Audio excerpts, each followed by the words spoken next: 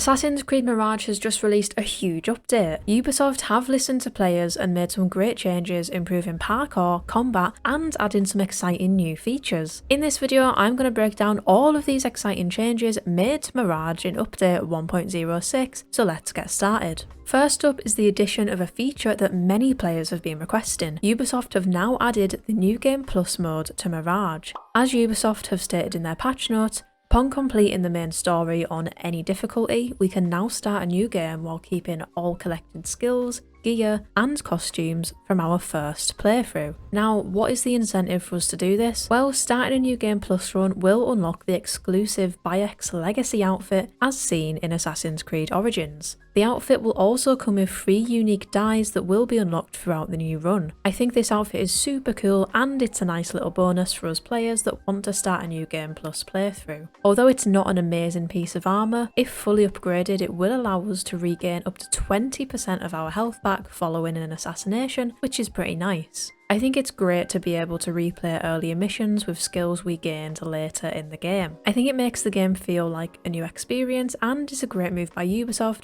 so hats off to them on this one. There are some other important points on New Game Plus that you guys should know about before going ahead and starting a new playthrough. You can start New Game Plus directly from either the title screen or the pause menu, choosing to also skip the prologue and go directly to Baghdad so you can start exploring straight away. Also, there are no new items from traders and some of the loot chests will already be opened, so watch out for that. There has also been some super important changes to parkour in Mirage. Ubisoft have stated that the range of back and side ejects during parkour has been increased, allowing Basim to reach heights faster and cross bigger distances. This has made free running and parkour between buildings more fluid. We can now reach rooftops and objects that were further away. I thought the parkour in this game was great anyways, but these changes have made the parkour even closer to the original games that have the classic parkour system like Assassin's Creed Unity. This change has also shown that Ubisoft is listening to what the community wants in the game. A few months back there was an eject height mod that was very well received in the community, prompting a reaction from Stefan Bordon on Reddit. It is therefore likely that Stefan and the team were influenced by this in these recent changes to parkour, showing that they are actively looking at the community when considering improvements to the game. There have also been some important changes to combat and the actions of guards in Mirage. Overall, guards are more responsive, especially in camps. Guards will now react when seeing Basim ripping wanted posters, and Ubisoft have removed the glitch when guards would not move from their position even when detecting Basim. As for camps, Ubisoft have stated that the guard closest to the alarm will now ring the bell to alert enemies. Previously, a random guard would do this, and so now players will not have as much time to react before being confronted by a bunch of enemies.